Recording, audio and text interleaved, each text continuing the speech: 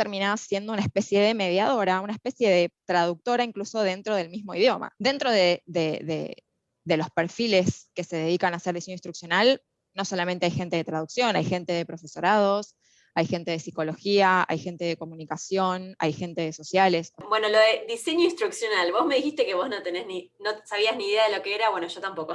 O sea, ¿en qué consiste el trabajo de diseño instruccional? El diseño instruccional tiene que ver con planificar y desarrollar y llevar a cabo una experiencia de aprendizaje. Esto suele estar más relacionado con el ámbito corporativo, tal vez sí es como más pragmático, es un poco adaptar un conocimiento muy técnico a gente que tal vez nunca en su vida escuchó hablar de X tema y que eso lo tiene que empezar a aplicar en su día a día laboral. Entonces es algo que tiene que aprender a hacer relativamente rápido. Entonces no es lo mismo tal vez darle un manual, toma, léelo y apréndetelo, a, bueno, diseñar, por ejemplo, no sé, un video introductorio, un curso interactivo, guías específicas sobre temas específicos muy cortas, bien organizadas, con la información jerarquizada. Te estás poniendo en el lugar de una persona que tiene que empezar a recibir conocimiento y empezar a aplicar cosas. Entonces, la idea es poder ayudarlas a esas personas a transitar ese camino lo más simple posible. No digo que no va a haber problemas, digamos, o que no va a haber nada, las cuestiones típicas de toda curva de aprendizaje, ¿no? Digamos, hay mucha cuestión personal, hay muchas emociones, hay, bueno, un montón de cosas, pero al menos de este lado es tratar de ayudar a que esas personas transiten ese camino lo más simple posible. Obviamente que para hacer eso también hay que conocer a esa audiencia, ¿no? Generalmente, si vos diseñás una experiencia de capacitación para, no sé, empleados de una empresa X, bueno, ¿cómo es la empresa? ¿A qué se dedica? ¿Cómo es el perfil de las personas que trabajan acá? ¿Qué edades tienen? ¿Hace cuánto tiempo que trabajan en la empresa? ¿Viven cerca? ¿Viven lejos? Eso implica que, no sé, tienen más, menor tiempo de trabajo, están más cansados, están, ¿no? O sea, como que se te empiezan a abrir un montón de cosas que, bueno, se pueden tener en cuenta al momento de diseñar una capacitación. ¿Lo hacías para una sola empresa o para varias? En mi experiencia personal, trabajé para varias empresas. En realidad, porque yo trabajé en una empresa de consultoría que da servicios a otras empresas y después trabajé en otra empresa que se dedicaba a hacer, digamos, soluciones de capacitación en un formato que es e-learning, pero tenía varios clientes. Igual esta no es la única forma en la que se puede trabajar, o sea, hay muchas empresas que tienen diseñadores instruccionales in-house, ¿no? También se le llama analista de capacitación. Te digo porque es más probable que, por ejemplo, si haces una búsqueda en LinkedIn, encuentres como analista de capacitación o alguna frase armada con la palabra capacitación, Claro. a que encuentres diseño instruccional. La verdad es que es un tema que, o es un, digamos, al menos con ese nombre yo no lo veo súper extendido, no lo veo súper conocido. De hecho, me ha pasado, che, ¿a qué te dedicas? Hago diseño instruccional. Y después decís, O sea, ¿qué? ¿De qué me hablas? Entonces, por ahí cuando digo, bueno, sí, hago, digamos, diseño, experiencias de aprendizaje, ok, ahí es como que esa frase se explica sola un poco más. Básicamente se puede trabajar o dentro de una empresa sola, o sea, vos haces toda la capacitación para esa empresa, o trabajás en una empresa que le da servicios a otras empresas. Y de eso también depende mucho a qué tipo de cosas te dediques cuando estás en un puesto de capacitación. Yo en general me dedicaba más a la parte más, digamos, dura, entre comillas, de armar y, digamos, diseñar la experiencia. Porque, por ejemplo, si trabajas in-house en una empresa como parte del área de capacitación, por ahí te dedicas a otras cosas más, o por ejemplo, el armado y el mantenimiento del campus virtual, de los accesos, de las plataformas donde se suben los cursos, de los reportes de los cursos. Si tenés, por ejemplo, cursos presenciales, bueno, ahí tenés que organizar un montón de cosas, cantidad de gente, día, hora, sala, esto pensando en un presencial, ¿no? Pero pensando en formato virtual, bueno, las plataformas Zoom o cualquier otra plataforma que esté más adaptada para hacer este tipo de capacitaciones, que te permita sacar métricas, que te permita mandar reportes, que te permita contar asistencia. O sea, el como el perfil día es a día amplísimo. del capacitador. Claro, la parte más de gestión, digamos, Como vos ¿no? sos diseño, era diseño instruccional, era como que hacías las guías, los guiones y ese tipo de cosas, ¿no? Exactamente, sí, sí, sí. Los pasos. Sí, sí, dentro de lo que es diseño instruccional, o mejor dicho, de lo que es, dentro de lo que es el diseño de una experiencia de aprendizaje, o sea, los recursos que hay son miles. O sea, por ahí, según todo el análisis que yo hice de la audiencia y de los temas que haya que capacitar, bueno, yo por ahí decido que es mejor, por decirte algo, empezar con un video introductorio, después hacer cursos separados de cada uno de los temas, después hacer guías más cortitas de referencia, después hacer alguna actividad, y esa actividad puede ser, no sé, desde un multiple choice hasta, no sé, completar un ejercicio y después mandárselo al facilitador para que lo evalúe. No, es como que es diseñar todo ese camino, toda esa transición desde que, bueno, desde que empezás hasta que terminas, y que, digamos, siempre estén alineados los objetivos, ¿no? Digamos, los objetivos de la capacitación con lo que tenga que lograr, con los objetivos de la empresa, con los objetivos de los empleados. ¿Y vos trabajabas en un equipo con gente que hacía lo mismo que vos o era más pequeño? Un poco de todo, la verdad.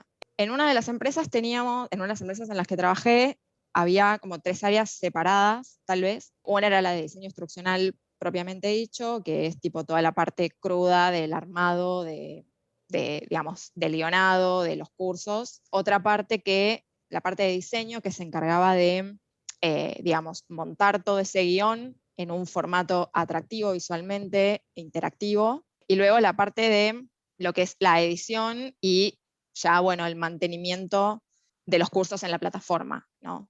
Y el mantenimiento de la plataforma en sí.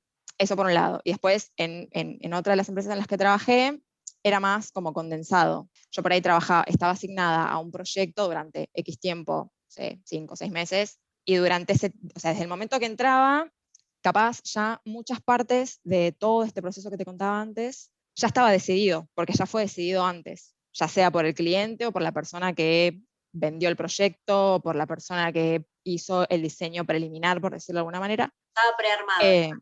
Tenías Claro, que ejecutar. entrás y ejecutás. Entonces por ahí vos ya entrabas con decir, bueno, hay que hacer X cantidad de videos, X cantidad de cursos, X cantidad de guías, lo que sea, y va, se hacía.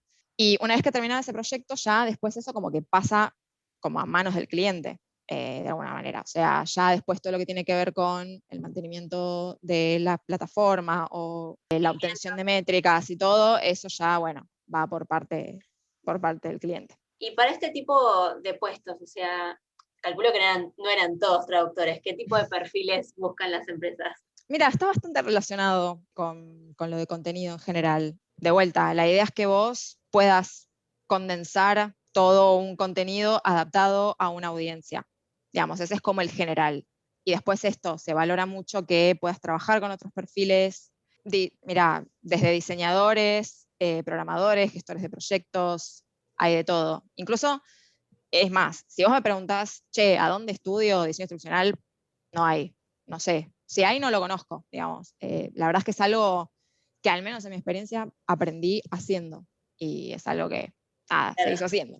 ¿Y vos cómo llegaste? Capaz. Porque fue como tu primer trabajo en empresas o el primer trabajo que pones en el LinkedIn. No, y sí, es uno de los primeros trabajos que pongo en el LinkedIn, obviamente. O sea, sí, no, o sea, olvídate. Cuando era Bueno, estudiante trabajé de un montón de cosas, no importa.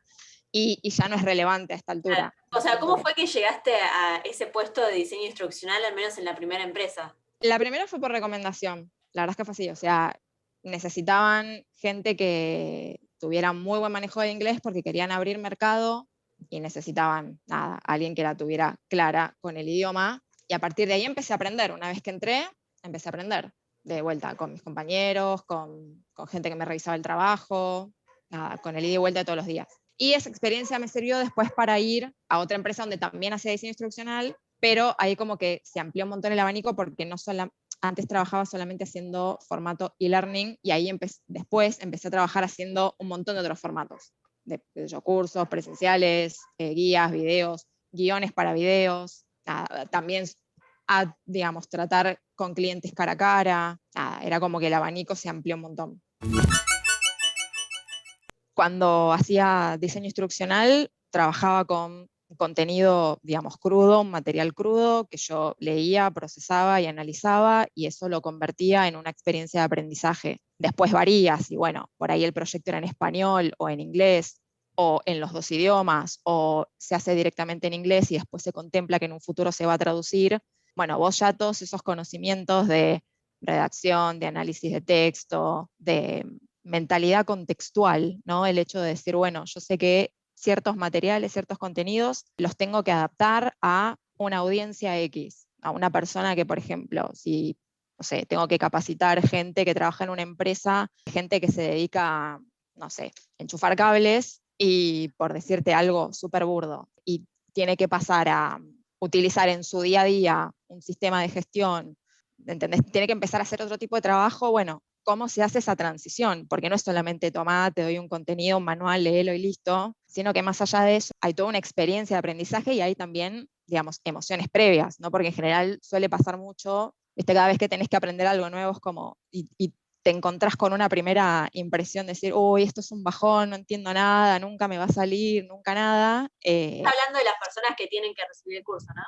Hablando de las personas que tienen que recibir el curso. Entonces, bueno, es como ayudarlos a superar esa frustración y ofrecerles una experiencia más amena, aparte también teniendo en cuenta que muchas veces las capacitaciones que tienen que recibir son de alguna manera obligatorias, o sea, tal vez si la persona tuviera que elegir hacerlas, no las haría. Entonces, es una cuestión más de cumplir con el trabajo, que está bien, obviamente son habilidades que a vos te sirven, o sea, que a la persona le sirven, pero bueno, qué sé yo, capaz que no es el momento, no es el lugar, vayan a saber. Siempre esa mentalidad contextual de ponerse en el lugar de la otra persona y ver, bueno, cómo le adapto este mensaje, cómo se lo digo, también pasa mucho, digamos, manuales muy técnicos o juntarte con gente que es experta en el tema y tiene una forma tal vez muy técnica de explicarte las cosas que incluso, o sea, vos terminás siendo una especie de mediadora, una especie de traductora incluso dentro del mismo idioma, ¿no? Porque vos tenés que adaptar un discurso mega técnico a algo un poco bastante más didáctico, ¿no? Como empezar súper de cero, súper de cero. Si vos sabés que la población de la empresa para la que estás armando una capacitación tiene ciertos skills o se dedica a hacer ciertas cosas o en su tarea diaria hace ciertas cosas y otras cosas no, hay que poder como adaptar ese mensaje y poder crear algo que les sea de valor al fin y al cabo y que todo ese conocimiento que reciben sea, digamos, atractivo, sea memorable en el sentido de que, bueno, les sirva y después lo puedan aplicar, porque, digamos, al fin y al cabo, en un contexto corporativo siempre las cuestiones son bastante más pragmáticas. Entonces, la capacitación que por ahí reciben sobre cierto tema es decir, bueno, yo aprendo esto hoy y lo tengo que empezar a aplicar dentro de X tiempo, pero ese X tiempo es ya, no es dentro de 5 años cuando termine una carrera, ¿entendés? Entonces es como ayudar a transitar esa experiencia.